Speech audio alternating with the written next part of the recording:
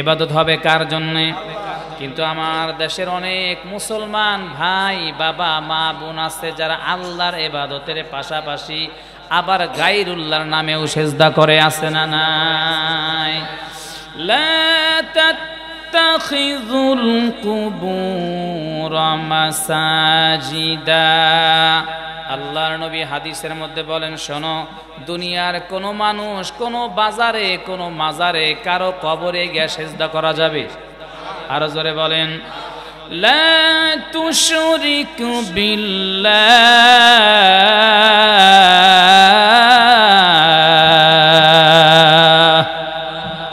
এই কালামে জিন্দা কুরআনে হাকিম হিকমতে উলায়া জালাসতু কদিম জামিউল ইলমি ফিল কুরআনে হাকিম তাকাসারাত আনহু আফহামুর রিজালি। পড়ুন আল্লাহু আকবার। আল্লাহ ছাড়া কারো ইবাদত করা যাবে? আরো জোরে বলেন, কেউ ফেরে না খালি হাতে বাবারে তোর দরবারে, আছে না নাই? ইমান থাকবে, কয় জ্বরে বক মরে বাবার কেরামতি পারে, ঠিক না? 100 জন গেছে বাবার কাছে, তো আল্লাহ বাক্স সন্তান দিবই। এখন কয় হায় হায়, সারা দুনিয়া সব হুজুরে বাইতে ওষুধ খাওয়াইছে, কাজ হয় নাই, সব ডাক্তার দেখছে, কাজ হয় নাই, বাবার কাছে গেছি সন্তান হয়ে গেছে। নাউজুবিল্লাহ পড়েন। সন্তান দেওয়ার মালিক কি? আরো জোরে বলেন। আল্লাহ পাক বলেন, গোলামেরা শোনো, আমি আল্লাহ পাক কাউকে ছেলে সন্তান দান করি, কাউকে কন্যা সন্তান দান করি, কাউকে ছেলে মেয়ে উভয়টা দান করি। আবার আমি আল্লাহ পাক কাউকে কোনোটায় দেই নাই, সব কিছু করেন তিনি কে? ওয়াল্লাহু আলা কুল্লি শাইইন কাদির।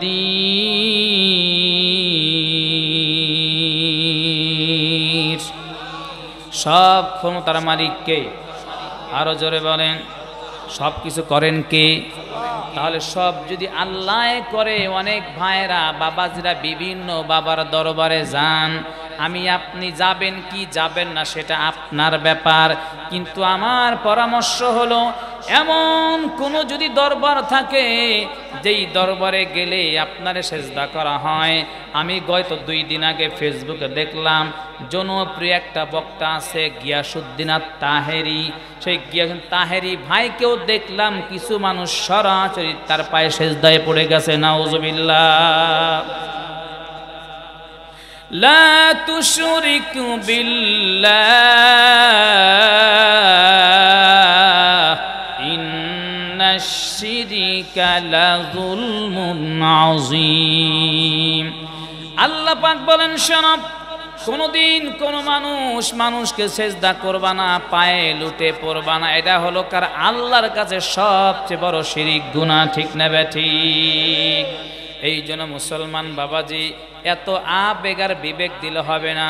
কোনো বাজারে গিয়া সেজদা করা যাবে? আল্লাহ বলেন, আল্লাহ তা'বুদু, ইবাদত করবা কার?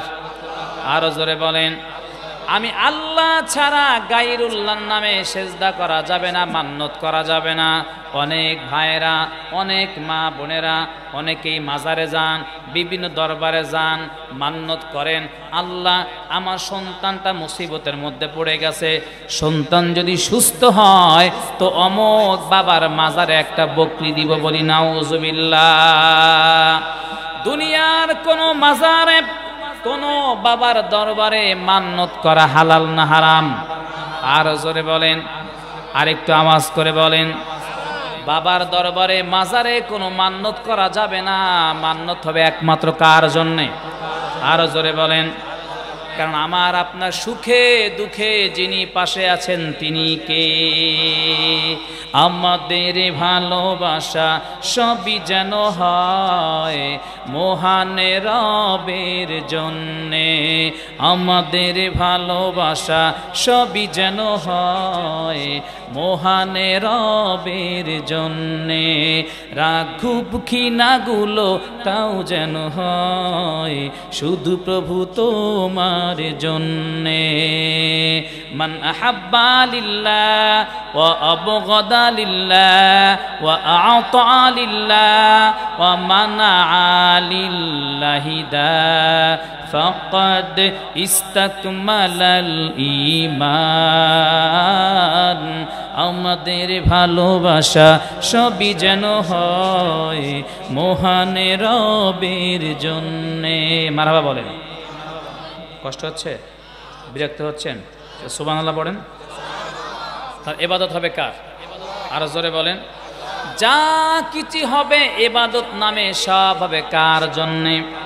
আল্লাহ আমাদের সকলকে আমার মালিকের জন্য সব কিছু তৌফিক দান করেন, পড়ি আমিন। এবার 2 নাম্বার কথা আল্লাহ পাক বলেন, ইল্লা ইয়াহু ওয়া বিল ওয়ালিদাইনি ইহসানা। সুবহানাল্লাহ পড়েন। গোলামেরা শোনো, আমি আল্লাহর ইবাদত করবা, ভালো কথা, আলহামদুলিল্লাহ। শুধু আমি আল্লাহর ইবাদত করে জান্নাতে যেতে পারবা বিষয়টা এমন না। আমি আল্লাহ পাকের যথাযথ ইবাদত করার পরে দুনিয়ার যত সন্তান আছো সকলেই মা বাবার যথাযথ তাদের সেবা দরকার আছে না নাই? নির্দেশ কার? আরো জোরে বলেন। ইম্মা ইয়াবলুগান্না ইনদাকাল কিবারা আহাদুহুমা আও কিলাহুমা। আল্লাহু আকবার বলেন। আল্লাহ পাক বলেন, গোলামেরা শোনো, যখন তোমার মা বাবা অথবা দুইজনের যে কোনো একজন যখন বৃদ্ধ অথবা বৃদ্ধা হয়ে যাবে, আল্লাহ পাক কোরআনে বৃদ্ধ আর বৃদ্ধা শব্দ ব্যবহার করলেন কেন? তার মানে বোঝা গেল যখন আমার মা বাবা যখন বয়স 60-70 যখন পার হয়ে যাবে তখন তাদের মেন্টালি সিস্টেম ঠিক থাকে না, ঠিক কিনা বলেন?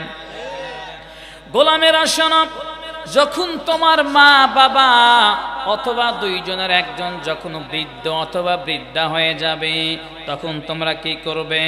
ওয়াকুল্লাহুমা কওলান কারীমা। এইটুক শব্দ বলার আগে আল্লাহ পাক বলেন, শোনো, ফালা তাকুল্লাহুমা উফফিন ওয়ালা তানহারহুমা। সুবহানাল্লাহ বলেন। আল্লাহ পাক বলেন, শোনো, মা বাবা যখন বৃদ্ধ বৃদ্ধা হয়ে যাবে বয়সের ভারের কারণে, কিসের কারণে? বয়সের ভারের কারণে একটা কথা তোমারে বারবার জিজ্ঞেস করতে পারে, সন্তান কিন্তু বিরক্ত হয়, ঠিক না? তোমার মা বাবা যদি বয়সের কারণে বার্ধক্যর কারণে তোমার মা বাবা যদি তোমার একই কথা বারবার বলে তাহলে তুমি কখনো বিরক্ত হইয়া এই শব্দ বলিও না যে মা তুমি আমার খুব ডিস্টার্ব করো, বাবা এক কথা কতবার বলেন। এরকম কিছু ভাইরা আসি না? আপনার মার বয়স 70 পার হয়ে গেছে, বাবার বয়স 70 পার হয়ে গেছে, ওই সময় তার ব্রেন ঠিক থাকে না, দেখবেন 2 রাকাত নামাজ পড়তে আধা ঘন্টা শেষ করে দিচ্ছে। কেন জানেন? তার মন থাকে না কয় রাকাত পড়ছে, কোন সূরা পড়ছে, বৈঠক একটা করছে কি করে নাই। ঠিক মা বাবা যখন বৃদ্ধ বৃদ্ধা হয় তখন আপনার আমার সন্তান আর নাতির মতো তখন তারা 3-4 বছরের শিশু হয়ে যায়, ঠিক কিনা বলেন? শিশু বাচ্চাকে আপনি কাঁধে নিয়েছেন, কাঁধে নেওয়ার পরে রাস্তায় চলছেন, একটা জিনিস একবার বলছেন যে বাবা এটার নাম এই, আবার বলে কি বলে না? এক প্রশ্ন আপনাকে 1000 বার করবে। তাই আল্লাহ পাক বলেন, শোনো, তোমার মা বাবা যখন বৃদ্ধ আর বৃদ্ধা হয়ে যাবে উফফিউ ওয়ালা তানহারহুমা, কোশ্চিনকালেও বিরক্ত হইয়া তুমি এই শব্দ বলবা না। নির্দেশ কার? আর জোরে বলেন। তাহলে কি শব্দ বলবেন? ওয়াকুল লাহুমা কাওলান কারীমা। সুবহানাল্লাহ পড়েন। আল্লাহ পাক বলেন, শোনো, ধমক দেওয়া যাবে না, খারাপ আচরণ করা যাবে না, বরঞ্চ মিষ্টি ভাষায় কথা বলবা। কেমন মিষ্টি ভাষায় কথা বলবেন? প্লিজ যুবক ভাইয়েরা, আমার বাবাজিরা, ডোন্ট মাইন্ড। যেই সমস্ত যুবক ভাইয়েরা, যুবতী বোনেরা প্রেম করে, আসে না নাই? আরো জোরে বলেন। সালাম কালাম নাই রে দেশে, দেখলে বলে হাউ আর ইউ। কথা কয় না, বাংলায় কয় না ভালোবাসি, ইংলিশে কয় আই লাভ ইউ। রাস্তাঘাটে দেখলে মাইয়া আই লাভ ইউ কইতে চায়, মহিলারা শোনার পরে ওয়েলকাম জানায়। বোঝা গেল যুবকদের মধ্যে একটু একটু ভেজাল আছে, ঠিক না? জি করছে জোরে জোরে, মুরব্বীরা সব চুপ, ঠিক না? গভীর মনোযোগ যুবক ভাই, আমার যুবতী বোনদেরকে বলছি, তুমি যখন প্রেমের মধ্যে জড়ায় যাও, দেখবে কিভাবে সুন্দর রোমান্টিক কথা মুখ দিয়ে বের হয় কি হয় না। এত সুন্দর করে সাজায়া গোছায়া কথা বলে, যাতে একটা অশুদ্ধ ভাষা ব্যবহার না হয়, জোরে না হয়, ধমক না হয়। কারণ যদি শক্ত ব্যবহার হয়, তা আমার প্রেমিকাটা আমারে বেল দিব না, এই বেটা ভালো না, বিয়ার আগে যা শুরু করছে, এটা বিয়ার পরে আমার 26টা বাজাইব। কথা কয় না? ঠিক তেমনই ভাবে তোমার মা বাবা যখন বৃদ্ধা হয়ে যাবে, এদের সামনে এমন সুন্দর আচরণ করবা যাতে করে তোমার মা বিন্দু পরিমাণ কষ্ট না পায়। ঠিক না বে ঠিক? শুধু কি এই পর্যন্ত বলে না? শোনো, এরপরে কি করবা? ওয়াখফিদ লাহুমা জানাহাযুল্লি মিনার রাহমা। তাদের সামনে এমন বিনয় হবা, কোমল নমনীয় হইয়া মা বাবার সামনে কথা বলবা, আর ভদ্র হইয়া চলবা। আর মা বাবার জন্য 5 ওয়াক্ত নামাজ পড়ে পড়ে একটা দোয়া করবা, ওয়াকুর রাব্বিরহামহুমা কামা রাব্বায়ানি সগীরা। পড়েন, ওয়াকুর রাব্বিরহামহুমা কামা রাব্বায়ানি সগীরা।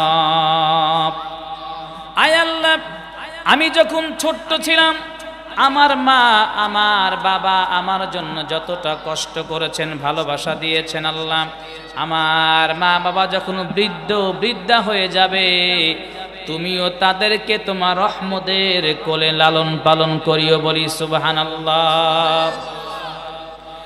قال النبي صلى الله تعالى عليه وآله وسلم, আল্লাহ রসুল বলেন, মা মিন ওয়ালিদিন বাররিন ইয়ানজুরু ইলা ওয়ালিদাইহি। সুবহানাল্লাহ পড়ে। আল্লাহ রসুল তার 1000 বছর আগে মিশকাত শরীফের হাদিসের মধ্যে নবী বলেন, সন্তানেরা শোনো, তুমি যদি তোমার মা বাবার চেহারায় নেক নজরে তাকায়া থাকো, খুব ভালো করে বুঝবেন, একজন নেক মা বাবার সন্তান তার মা বাবার চেহারায় নেক নজরে তাকায়া থাকবে, ইল্লা বিকুল্লি নাযারাতিন হাজ্জাতাম মাবরুরা। সুবহানাল্লাহ পড়েন, আর জোরে সুবহানাল্লাহ। কত সুন্দর হাদিস নবী বলেন, শোনো, এখানে যারা সন্তান আছেন সকলেই হাদিসটা শোনেন, কলিজা ঠান্ডা হয়ে যাবেন। নবী বলেন, শোনো, তুমি যদি তোমার মা বাবার চেহারায় এক নজর তাকাও, তো এক নজর তাকানের বিনিময় আমার আল্লাহ পাক তোমার গুনাহগুলো মাফ করে দিবে। সুবহানাল্লাহ। শুধু গুনাহ মাফ করেই শেষ হবে না, আমার আল্লাহ বলেন, গোলাম, তুমি যে সন্তান মার চেহারায় বাবার চেহারায় নেক নজরে তাকিয়ে আছো, অপলক দৃষ্টিতে তাকিয়ে আছো। এই যে তাকানোর কারণে আমার আল্লাহ পাক সন্তানের আমলনামায় একটা করে হজের নেকি হাদিয়া দেয়। সুবহানাল্লাহ, জোরে বলেন। আমার ভাষা কি আপনারা বোঝেন? আমি তো চায়না থেকে আসি নাই, এওয়াজ করতেছি নাকি? হ্যাঁ, অজ্ঞ আনন্দে গোস্বামী এওয়াজ করতেছি, ভাষা তো বোঝেন। আলহামদুলিল্লাহ। নবী বলেন, শোনো, সন্তান যতক্ষণ মার চেহারার দিকে তাকায়া থাকবে আল্লাহ পাক গুনাহ মাফ করবে। এই কি সুবহানাল্লাহ চাইছিল? হ্যাঁ। 2 নাম্বার, শোনো, ইল্লা বিকুল্লি নাযারাতিন হাজ্জাতাম মাবরুরা। এই শব্দটা বলার পরে অনেক জোরে একটা সুবহানাল্লাহ বলবেন। রাসূল বলেন, সন্তান শুধু নেকি দেওয়া হবে না, শুধু গুনাহ মাফ হবে না, আল্লাহর কসম করি একবার, আল্লাহর কসম 2 বার, আল্লাহর কসম 3 বার। নবী বলছেন, সহিহ হাদিস, সহিহ হাদিস। নবী বলেন, শোনো, মা বাবার চেহারায় নেক নজরে সন্তান তাকায়া থাকলে প্রত্যেকের আমলনামায় আল্লাহ পাক একটা করে হজের নেকি হাদিয়া দেয়। এই তো বোঝা গেল, এখন একটু ওয়াজারা বুঝতেছে। গভীর মনোযোগ। একজন সাহাবী বলে, ইয়া রাসূলুল্লাহ, আমি যদি সারা দিনের ভিতরে আমার মা বাবার চেহারায় 100 বার না যায়, ওয়া ইন্না দারা কুল্লা ইয়াউমিন মিআতি মাররা, সুবহানাল্লাহ বলেন। সাহাবী বলে, ইয়া রাসূলুল্লাহ, আমি যদি আমার মা বাবার চেহারায় দিনের ভিতরে 100 বার তাকাই তো আমার আল্লাহ আমারে কি হাদিয়া দিব? নবী বলেন, শোনো, তুমি যদি তোমার মা বাবার চেহারায় নেক নজরে দিনে 100 বার তাকাও আমার আল্লাহ পাক 100টা হজের নেকি হাদিয়া দেয়। কোথায় হারিয়ে গেলে তুমি, সারাদিন তোমায় খুঁজি আমি, মা বলে, মা বলে এত ডাকি, ডাকি শুনতে পাও না, আজ কেন আমায় সোহাগ মাখা ডাক ডাকো না, আজ কেন আমায় সোহাগ মাখা ডাক ডাকো না। এই গেল আয়াত এবং হাদিসের সংক্ষিপ্ত তরজমা। এবার আমরা হাদিস থেকে জানবো। আমি কিন্তু আগে বলছি কথা বলবো কয়টা, আরো জোরে বলেন। এই হুজুর কয় কি, আধা ঘন্টা ওয়াজ করে এখন 3টা কথা বলবো। কথাতে 2000 কয় হালাইছেন না, গ্রামের ভাষা কয় হালাই দিয়েছেন হুজুর। তার আমার 3টা বিষয়ে কথা হবে। আয়াত এবং হাদিসের সংক্ষিপ্ত আমরা তরজমা শুনলাম। এবার আমরা একটা কথা শুনবো হাদিস থেকে, মুসলিম শরীফের হাদিস। কোন কিতাব? আরো জোরে বলেন। এই কথা বলে না। বিখ্যাত একজন নবী, যেই নবীর সাথে আল্লাহ পাক বলছেন মুসা কালিমুল্লাহ, সুবহানাল্লাহ পড়ে। যেই নবীর সাথে আমার আল্লাহ সবচেয়ে বেশি কথা বলছেন তার নাম হলো মুসা কালিমুল্লাহ, সুবহানাল্লাহ। একদিন বলতেছে, আল্লাহ তুমি তো আমারে নবী বানাইছো, আলহামদুলিল্লাহ আমি খুশি, কিন্তু আমার খুব শখ হচ্ছে দুনিয়ার কোন মানুষটি জান্নাতে আমি মুসা নবীর সাথী হবে? সুবহানাল্লাহ পড়ে, আরো জোরে সুবহানাল্লাহ। এবং ওই লোকটা যদি এখন দুনিয়ায় বেঁচে থাকে তাহলে আমি মুসা তার সাথে গিয়ে সাক্ষাৎ করব, মুসাফা করব। সুবহানাল্লাহ। আল্লাহ পাক প্রশ্ন শোনার পরে বলে, শোনো এ মুসা, দুনিয়ার একজন সাধারণ মানুষ তোমার জান্নাতের সঙ্গী হবে। সুবহানাল্লাহ পড়েন। নবী মুসা অবাক হয়ে গেলেন। অবাক হয়ে জিজ্ঞেস, আল্লাহ সেই লোকটা কে, কি করে? উদাহরণ দিচ্ছি। আল্লাহ পাক বলেন, মুসা শোনো, ওই তালতলা বাজারে যাইবা, একেবারে গোশত পট্টি গিয়া সর্বশেষ একটা দোকান আছে, ওই দোকানদার নাম হলো আব্দুল মালেক। সুবহানাল্লাহ পড়েন। এই আব্দুল মালেক হলো তোমার জান্নাতের সাথী। সুবহানাল্লাহ, সুবহানাল্লাহ। অবাক হয়ে গেলেন, চিন্তায় পড়ে গেলেন, হায় হায়, জান্নাতের ভিতরে আমার ভাই একজন হারুন, সে ছিল নবী। জোরে বলেন ঠিক না ব্যাঠিক? আমার ভাই কলিজার ভাই হারুন, সে আমার জান্নাতের সাথী হলো না। আমার কলিজার বিবি, সে আমার জান্নাতের সাথী হলো না। আমার সন্তান আমার জান্নাতের সাথী হলো না। যেমন আমার আপনার নবী, বিশ্ব নবী যখন কিয়ামতের ময়দান উঠবেন, তো নবীর পাশে যিনি দাঁড়াবেন তার হলো সিদ্দিকে আকবার। সুবহানাল্লাহ। এরপর থাকবেন নবীর পাশে, তার নাম হলো হযরত ওমর। সুবহানাল্লাহ। অবাক হয়ে গেলেন, আয় আল্লাহ, আমার ভাই হারুন আমার জান্নাতের সাথী হবে না, আমার বিবি হবে না, আমার সন্তান হবে না, আমার মা বাবাও হবে না।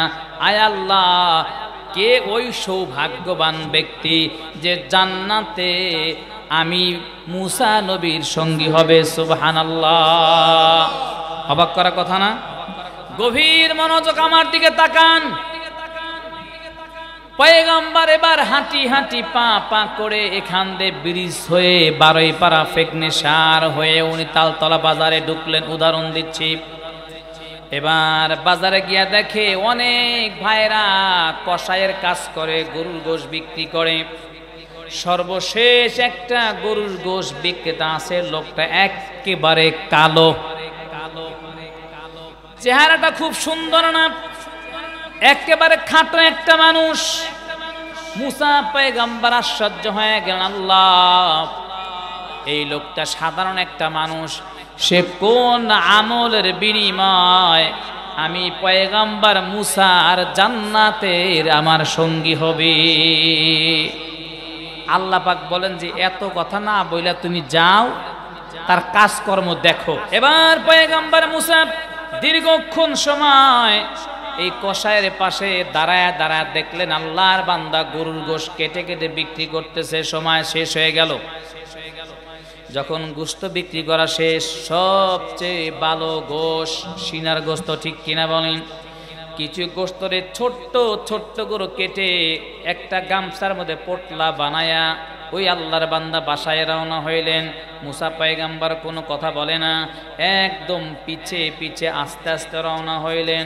ওই লোকটা বাসায় গেল, বাসায় গিয়ে বলে আসসালামু আলাইকুম ওয়া রাহমাতুল্লাহ। সুবহানাল্লাহ বলেন। আমরাও যখন যতবার বাহির থেকে বাসায় ঢুকবো সালাম দিবে পরিবারকে, বলি ইনশাআল্লাহ।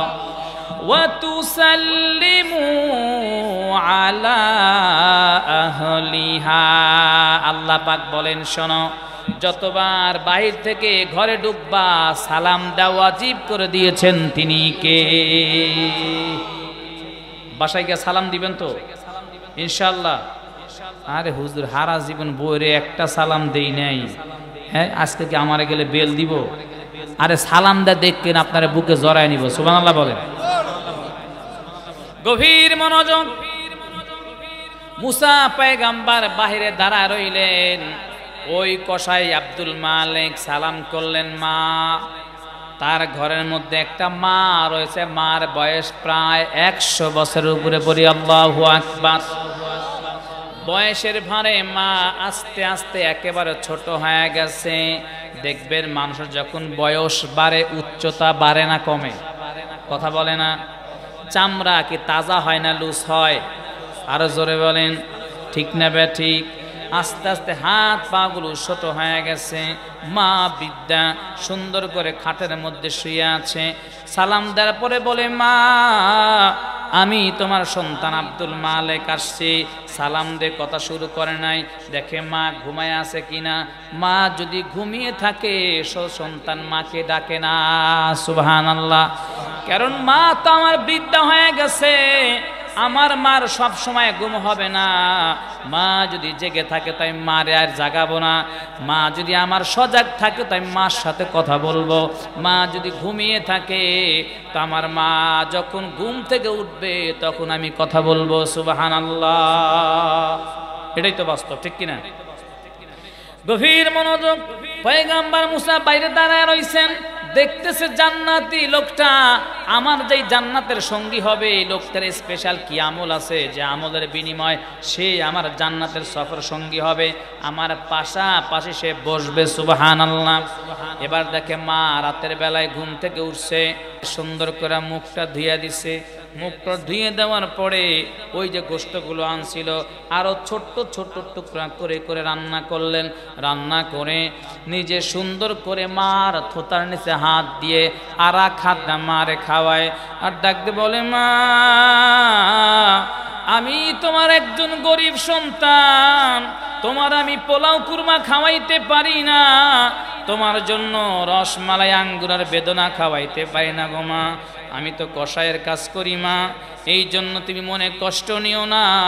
ও মা, তুমি আমার এই খাবারগুলো গ্রহণ করো। মা খাবার খায়, মুস্কি হেসে দিয়ে বলে, বাবা আমি আর খেতে পারবো না। বৃদ্ধা মা সন্তানকে ডাকতে বলে, বাবা তুমি সন্তান হইয়া আমি মার জন্য যেই পরিমাণ কষ্ট করলা, অনেক মেয়ে সন্তানটাও মা বাবার জন্য এত কষ্ট করে না, ঠিক না বেঠি? এবার মা সন্তানের হাতে খাবার খাইয়া কলিজা যখন ঠান্ডা হয়ে গেছে, কলিজা ঠান্ডা হওয়ার পরে ওই মা আল্লাহর কাছে দোয়া করে, আল্লাহ আমি গরিব মানুষ, আমার সন্তানকে আমি গাড়ি বাড়ি কোনো কিছুই দিতে পারি নাই গো আল্লাহ, আমার সন্তানকে আমি জমা জমি দিতে পারি নাই। ও গো মালিক, আমি একজন গরিব মা তোমার কাছে দরখাস্ত করি আল্লাহ, কাল কিয়ামতের ময়দানে তোমার পয়গাম্বর মুসার সাথে আমার এই কলিজার সন্তানকে তুমি জান্নাতে বসবাসের সুযোগ করে দিও। খিদমতে মা দরুপে দরকুন সুবহ শাম, তাকে বাসি দরদ আলম নেকে নাম পড়ি আল্লাহু আকবার। এবার মুসা পয়গাম্বর ওই বৃদ্ধা মার কথা তার কানে ভেসে আসলো, হায় হায়, এই যে মা সন্তান মাকে এত সুন্দর করে আদর করে খানা খাওয়ায়, মা খুশি হইয়া সন্তানের জন্য যখন আল্লাহর কাছে দোয়া করছে, ডাইরেক্ট আল্লাহ পাক সেই দোয়াটা মঞ্জুর করেছে। সুবহানাল্লাহ। ভিন্ন জায়গায় হাদিসের মধ্যে আসছে, কোন নেককার সন্তানের জন্য নেককার মা বাবা যখন দোয়া করে ৭০,০০০ পর্দা ভেদ করে আমার আল্লাহ সন্তানের দোয়া কবুল করে। সুবহানাল্লাহ। এবার যুবক বাইরে আসলেন, পয়গাম্বর মুসা বুকের মধ্যে জড়াইয়া ডাকতে বলে, ভাই আয় আয়, তুই এমন একজন সৌভাগ্যবান মানুষ যে কাল হাসরের ময়দানে তুমি আমি পয়গাম্বর মুসার জান্নাতের সাথী হয়ে থাকবা। সুবহানাল্লাহ। কি বুঝাইলাম? যে এই যে একজন মা সন্তান তার খেদমতের কারণে খুশি হয়েছে, বলছে আল্লাহ সন্তানদের কিচ্ছুই দিতে পারি নাই, একটা জিনিস চাইলাম তোমার কাছে, আমার এই বাবাটারে কাল হাসরের ময়দানে পয়গাম্বর মুসার সাথে জান্নাতে সিট দিও। সুবহানাল্লাহ। মায়ের সেই দোয়াটা কবুল করছে। সুবহানাল্লাহ বলে। গভীর মনোযোগ। ২ নাম্বার কথা, আল্লাহর পয়গাম্বর হাদিসের মধ্যে বলেন, আর একজন সাহাবী তার নাম আলকামা। সুবহানাল্লাহ পড়েন। সাহাবীর নাম কি? আলকামা রাদিয়াল্লাহু তাআলা আনহু। নামাজ পড়েছেন সারা জীবন, অনেকবার হজ করেছেন, যাকাত দিয়েছেন, এমন কোন ইবাদত নাই যে ইবাদত আলকামা রাদিয়াল্লাহু তাআলা আনহু করে নাই। কিন্তু উনি বিয়ের পর থেকে বিবি যা বলে সন্তান তাই করে, এমন সন্তান বিক্রমপুরেও আছে না নাই? বিয়ে করার পরে পোলার নিজের পোলা থাকে না, কথা কয় না। আহারে, বাবার কাছে, বাবা সন্তানের কাছে ৫০০ টাকা চাইতেও ভয় লাগে। সন্তান স্ত্রীকে জিজ্ঞেস করে যে আমার বাবায় ৫০০ টাকা চাচ্ছে, দিব? কথা বলেন, আছে না নাই? আরে আমার সমাজের, আমার তো আপনারা চলেন, আমার সমাজের কথা বলতেছি আমি, এরকম হাজার ঘটনা আছে। সন্তান বিদেশ থাকে, প্রতি মাসে 2 লক্ষ 2.5 লক্ষ টাকা ইনকাম করে, টোটাল ব্যাংকের অ্যাকাউন্ট বিবির হাতে, মা বাবার নামে অ্যাকাউন্ট চায় না। আপনারা সাদা দিলে একটা জবাব দিবেন, উত্তর দিবেন। আজ পর্যন্ত বাংলার ইতিহাসে এমন কোনো ঘটনা হয়েছে যে মা বাবার নামে সন্তান অ্যাকাউন্ট করার কারণে ওই মা বাবা সন্তানের লক্ষ লক্ষ টাকা মাইরা নিয়ে চলে গেছে? একটা ইতিহাস আছে। আমি আমার জীবনে যত পত্রিকা, ফেসবুক, ইউটিউব যা দেখেছি এরকম কোনো খবর পাই নাই, আপনারা পাইছেন? হ্যাঁ, এবার আমার দিকে তাকান, গভীর মনোযোগ। পেপার খুললেই, পত্রিকা খুললে ঘটনা অভাব নাই। স্বামী Singapore, Saudi, France, German, Switzerland, Australia, America, lakh lakh টাকা প্রতি মাসে বিবির অ্যাকাউন্টে ঢোকে। স্বামী টেলিফোন দিয়ে বলে, আগামী শুক্রবার ইনশাল্লাহ আমি আসতেছি টুঙ্গিবাড়ি আমার বাসায়। ঠিক আছে, আমিও এখন আছি অন্যের আশায়। কথা বলেন ঠিক না বেটি? স্বামী এয়ারপোর্টে আসার পরে বিবির নাম্বার টেলিফোন দেয়, আর ফোন ঢোকে না। বাসায় এসে দেখে সব টাকা, স্বর্ণ অলংকার নিয়া সে অন্যত্র চলে যায়। ঘটনা হাজার হাজার আছে না নাই? আসল কথা কেউ বলে না, সুযোগ খোঁজে টাল বাহানা। ঠিক নেবে? ঠিক। এই জন্য যুবক ভাইয়েরা শোনো, আল্লাহর কসম করে বলি, আমার নবী বলছেন 3 জায়গায় সম্পদ খরচ করলে সম্পদ বাড়ায় তিনি কে? আরো জোরে বলেন। 1 নাম্বার মসজিদ, মাদ্রাসায়। সুবহানাল্লাহ বলেন। যত দান করবেন সম্পদ বাড়াইব কে? আর জোরে কন্যা। 2 নাম্বারে মা বাবার জন্য যত টাকা পয়সা খরচ করবা, আল্লাহর কসম নবী বলছেন তার সম্পদ আল্লাহ পাক বাড়াইয়া দিবে। সেই মা বাবারে পান খাওয়ার টাকাও দিতে চাইলে সন্তান বিবিরে জিজ্ঞেস করে দেয়, জিজ্ঞেস চিন্তা করে দেখে এটি কি পুরুষ না লেডিস? হ্যাঁ, এটি পুরুষ। ওই মিয়া কষ্ট করে আপনি টাকা পয়সা ইনকাম করবেন, সেই টাকা মারে দিবেন, বাবা দেন, বিবিরে জিজ্ঞেস করা লাগবো কে লেগে? কথা কয় না।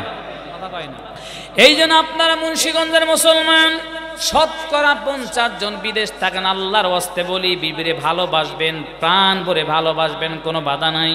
বিবিরে হালাল পন্থায় যা চাইবেন সব দিবেন, বাধা করছি না।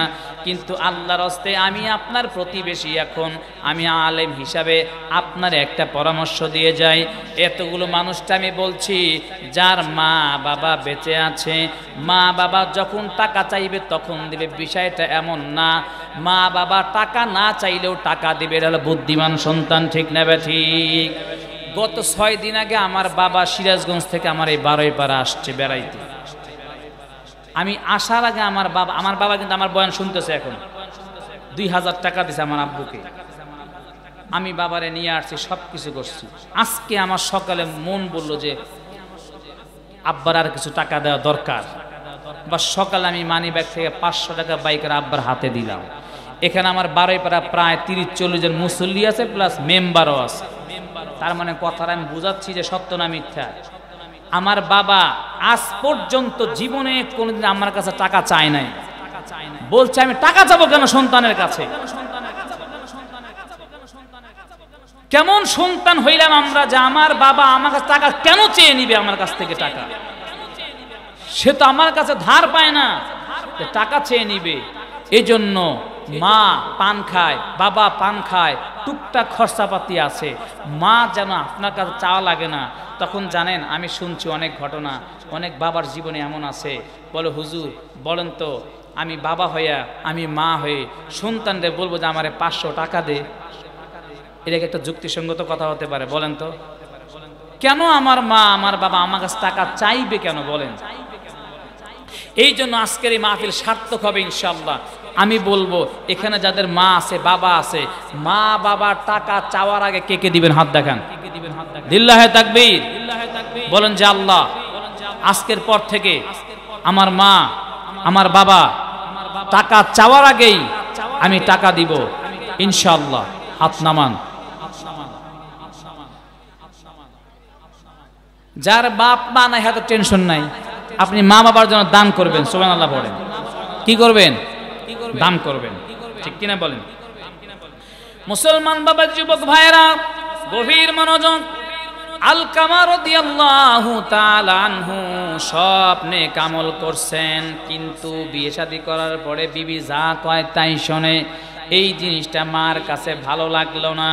এবার সন্তানের যখন বয়স হয়ে গেল, প্রায় মোটামুটি মিডিয়াম বয়স, বৃদ্ধা হয়ে গেছে। অনেক সন্তান এমন আছে যে মার আগে মারা যায় কি যায় না? বাবার আগে সন্তান মরণ আছে না নাই? আরো জোরে বলেন। আল্লাহর কি ইচ্ছা, সন্তান আলকামার মৃত্যুর সময়ে ঘনায় গেল। অনেক লম্বা কথা, সংক্ষিপ্ত করে দিচ্ছি। আমার 3 নাম্বার কথাটা এখনো বাকি আছে, এই জন্য 2 নাম্বার কথা বলছি। এবার সন্তান মৃত্যুর সময় যখন ঘনায় আসছে, সব সাহাবায়ে কেরাম চতুর্পাশ দিয়ে বসে কালেমা পড়ে সূরাতুল ইয়াসিন তেলাওয়াত করে। হাদিসের মধ্যে আসছে, মানুষ যখন মারা যাওয়ার সম্মুখীন হবে, তাদের পাশে বসে বসে কোরআন তেলাওয়াত করবেন। সওয়াব আছে না নাই? কারায় আমায় গোসল দিবে, কে আনিবে কাফন? কারায় আমায় কেঁদে করে দিবে দাফন? কারায় আমার পাশে বসে শোনাবে কোরআন? কোন জমিনের মাটি আমার হবে গোরস্থান? ঠিক না ঠিক? গভীর মনোযোগ। সাহাবায়ে কেরাম তাদের পাশে বসে কোরআন তেলাওয়াত করে, কিন্তু আলকামার কালেমা নসিব হয় না। নবীর কাছে খবর চলে গেল, ইয়া রাসূলুল্লাহ, আলকামার মৃত্যুর সময় ঘনায় আসছে, কিন্তু জবানে কালেমা নসিব হয় না। নবী চিন্তিত হয়ে গেলেন, আশ্চর্য হয়ে গেলেন, কিংকর্তব্য বিমূঢ় হয়ে গেলেন। আহারে, সাহাবীর মতো সাহাবী আমার নবী সামনে, তার জবানে কালেমা নসিব হচ্ছে না। আল্লাহর পয়গম্বর আশ্চর্য হয়ে গেলেন, নবীও চলে আসলেন, কালেমা নসিব হয় না। প্রচুর কষ্ট হচ্ছে, তার ভিতর থেকে কালেমা নসিব হচ্ছে না। নবী তখন ডাকতে বলে, দেখো দেখো, গিয়া দেখো আলকামার বাসার মধ্যে ওর মা বাবা জীবিত আছে কিনা। সুবহানাল্লাহ। ওই মিয়া, আপনার আমার মৃত্যুর সাথে মা বাবার বেঁচে থাকার সম্পর্ক কি?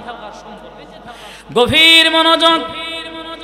আলকামা রাদিয়াল্লাহু তাআলা আনহু আল্লাহর পয়গম্বর সাহাবীকে পাঠাইলেন, গিয়ে বলে, হা হা, আলকামার মা বেঁচে আছে।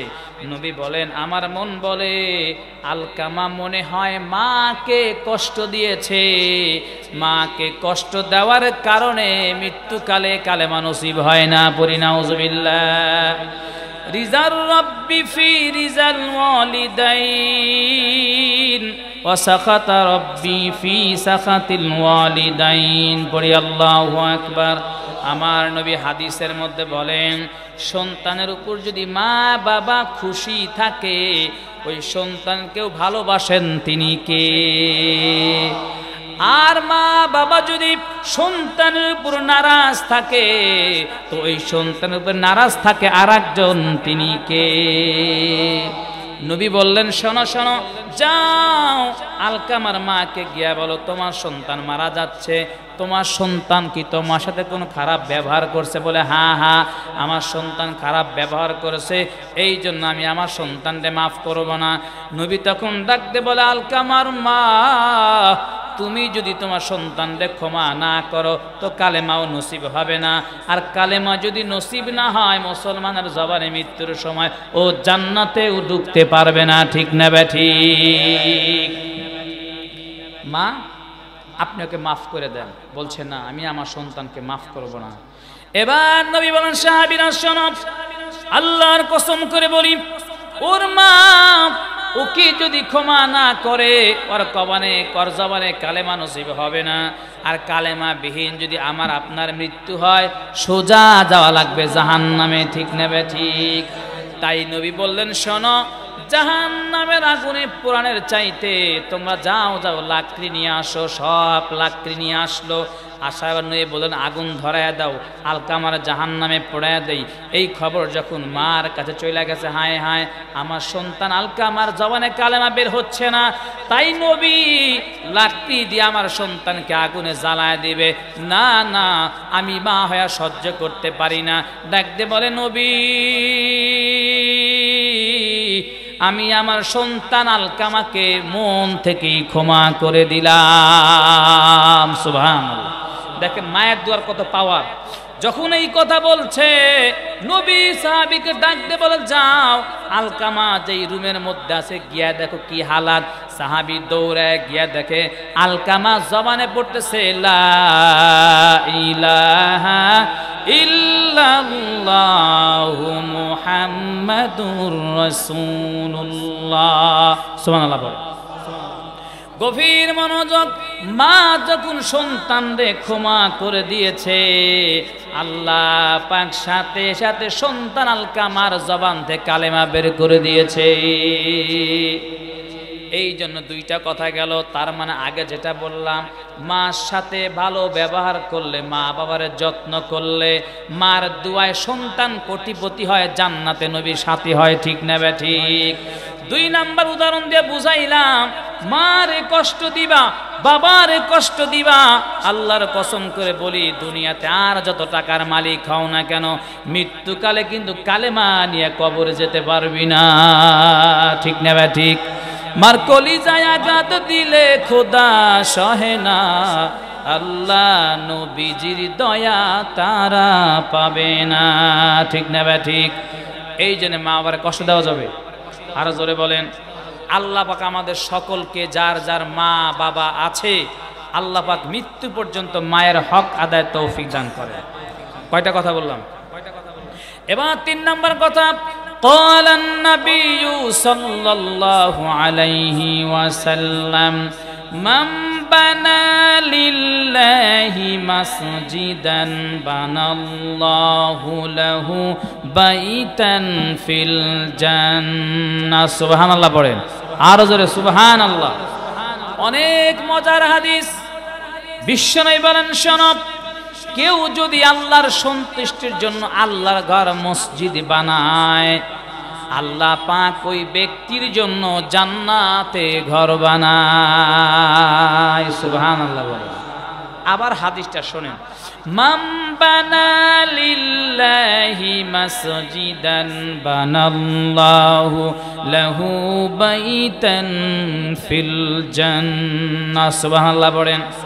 আমার নবী বলেন যে আল্লাহর সন্তুষ্টির আশায় আল্লাহর ঘর জান্নাত বানায়, আল্লাহ পাক তার জন্য জান্নাতে একটা ঘর বানায়। সুবহানাল্লাহ। এটা নবীর হাদিস, সত্য না মিথ্যা?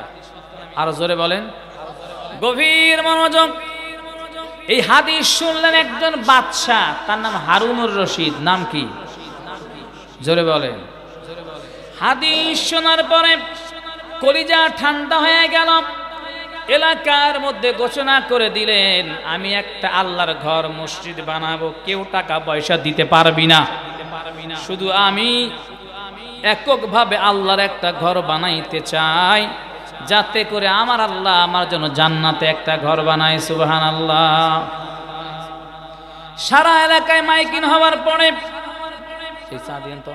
সারা এলাকায় মাইকিং হওয়ার পরে কোনো একটা মানুষ দান করে না। অনেক সুন্দর একটা মসজিদ হচ্ছে, কিন্তু ওই মসজিদের পাশ দিয়ে একজন ভিক্ষুক বয়োবৃদ্ধ একজন মা, বয়স প্রায় 70-75 বছর বয়স, সে দেখে লেখা আছে কেউ যদি আল্লাহর ঘর মসজিদ বানায়, আল্লাহর ঘরে দান করে, আল্লাহর ঘর মসজিদ তৈরি করে দিয়ে যায়, আল্লাহ পাক তার জন্য জান্নাতে ঘর বানায়। সুবহানাল্লাহ। কিন্তু বাদশা লেখা দিছে আল্লাহর ঘর হবে, কেউ কিন্তু একটা টাকাও দিতে, একটা টাকাও। এবার মহিলা বাসায় গিয়ে বলে, আল্লাহ আমি তো গরিব মানুষ, ফকির মানুষ, সারাদিন ভিক্ষা করে খাই, আমার তো সাধ্য নাই যে আমি একটা তোমার ঘর মসজিদ বানাবো। আয় আল্লাহ, বাদশা লেখা দিছে যে আল্লাহর ঘর বানাইবে তুমি তার জন্য জান্নাতে ঘর বানাইবা। আল্লাহ আমি তো একটা ঘর বানাইতে পারবো না, ও আল্লাহ আমি একটা সুযোগ খুঁজি। গভীর মনোযোগ। মহিলা একজন ফকির মানুষ, দীর্ঘ 7 দিন ভিক্ষা করে যা টাকা পয়সা পেলেন সব টাকাগুলো জমাইয়া উনি বাজারে নিয়ে গেলেন। বাজারে যাওয়ার পরে এই টাকাগুলো দিয়ে রং কিনছেন। সুবহানাল্লাহ পড়ে। কি কিনছে? রং কেনার পরে রাত যখন 3টা বেজে গেল, মসজিদ যারা নির্মাণ করতেছিল রে বাবা, এই লোকগুলো কর্মচারী, জোগালদার, ইঞ্জিনিয়ার সবগুলো ঘুমায় গেছে। ঠিক কিনা বলেন? রাতের অন্ধকারে মহিলা ওই রংগুলো, চুনাগুলো কিনে বালতির মধ্যে পানি নিয়ে মিশাইয়া রাত 3টা বাজে বলে, আল্লাহ আমি তোমার ঘর মসজিদ বানাইতে পারলাম না, কিন্তু আমি গরিব মানুষ, আল্লাহ আমি কিছু টাকা দিয়া রং কিনা পানির মধ্যে মিশাইয়া তোমার ঘরের দেওয়ালে রাত 3টার ভিতরে আমি দেওয়ালে একটু পোস্ট লাগাইয়া গেলাম। সুবহানাল্লাহ বলে। গভীর মনোযোগ। ফজরের আগে বাচ্চা হারুনুর রশিদ স্বপ্নের মধ্যে দেখে, আমি যে আল্লাহর খুশির জন্য একটা মসজিদ নির্মাণ করলাম, আল্লাহ পাক এর উসিলায় আমার জন্য জান্নাতে একটা ঘর বানিয়েছে। সুবহানাল্লাহ। খুশি হয়ে গেছে। ওনার জান্নাতে ঢুকলেন। অনেকক্ষণ দেখে সুবহানাল্লাহ আলহামদুলিল্লাহ পড়ে ওনার জান্নাত থেকে বের হলেন। বের হওয়ার পর তাকায় দেখে, হায় হায় আমার জান্নাতে যত সুন্দর একটা বালাখানা আছে, এর পাশে আর একটা হুবহু ওইরকম আর একটা জান্নাত বানায় রাখছে। কিন্তু এই জান্নাতটার মধ্যে, এই বালাখানার মধ্যে কোনো এমপি আর মন্ত্রীর নাম লেখা নাই। আমার এলাকায় একটা বয়োবৃদ্ধ মা যে ভিক্ষা করে খায়, তার নামটা আল্লাহ জান্নাতের ঘেটে লিখে রাখছে। হুরে গিলমা জিতনে নিয়ামত হায় তু, सबसे बेहतर नियामते दीदारे तू। ঠিক না ভাই? ঠিক। আশ্চর্য হয়ে গেল, কি ব্যাপার?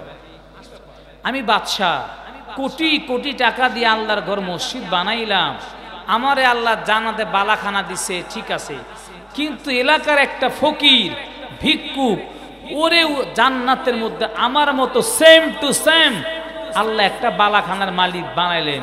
বুঝে আসলো না। ঘুম ভেঙে গেল। উঠলেন, ফজর নামাজ আদায় করলেন, বললেন, এই সেনাবাহিনী যাও, আমার এলাকায় এই নামে একটা ভিক্ষুক আছে, তার ডেকে নিয়ে আসো। বলি আল্লাহু আকবার।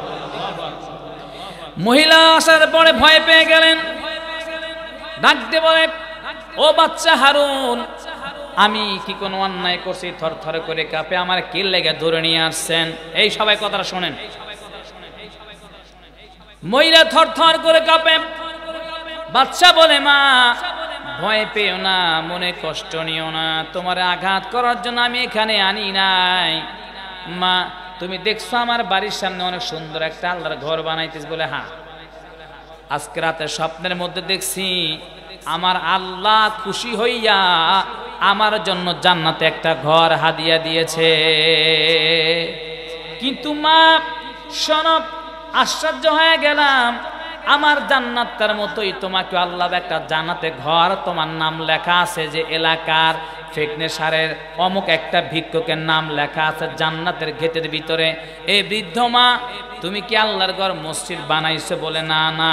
তাহলে বলো বলো কোন আমলের বিনিময় আল্লাহ পাক তোমার জন্য আমি বাদশা হারুনুর রশিদের পাশে জান্নাতে একটা বালাখানা নির্মাণ করে দিয়েছেন? এবার বৃদ্ধ ফকির মহিলা চোখের পানি ছেড়ে ডাকতে বলে, আল্লাহ তোমার শুকরিয়া আমি আদায় করতেছি। ডাকতে বলে, বাদশা আপনি যে একটা আল্লাহর ঘর মসজিদ বানাইলেন, আমি দেখছি ওখানে লেখা আছে মান বানা লিল্লাহি মাসজিদান বানাল্লাহু লাহু বাইতান ফিল জান্নাহ। সুবহানাল্লাহ। কেউ যদি আল্লাহ সন্তুষ্টির জন্য আল্লাহর ঘর মসজিদ বানায়, তো আল্লাহ পাক তার জন্য জান্নাতে ঘর বানায়। সুবহানাল্লাহ। ও বাদশা, আমি মসজিদ বানাইতে পারবো না জানি, গত রাতের বেলায় কয়েকটা টাকা নিয়ে বাজারে গিয়েছিলাম, কয়েকটা চুনা নিয়ে আসছি, রং নিয়ে আসছি, পানির মধ্যে মিশাইয়া আল্লাহর ঘরের দেওয়ালে রাত 3টা বাজে আমি লাগায় গেছি আর বলছি, আল্লাহ মসজিদ বানাইতে পারলাম না, আমি গরিব মানুষ, কিছু টাকা দিয়া রং কিনা তোমার ঘরের দেওয়ালে একটু লেপে দিয়ে গেলাম, আমারে জান্নাতে একটা ঘর হাদিয়া দিও।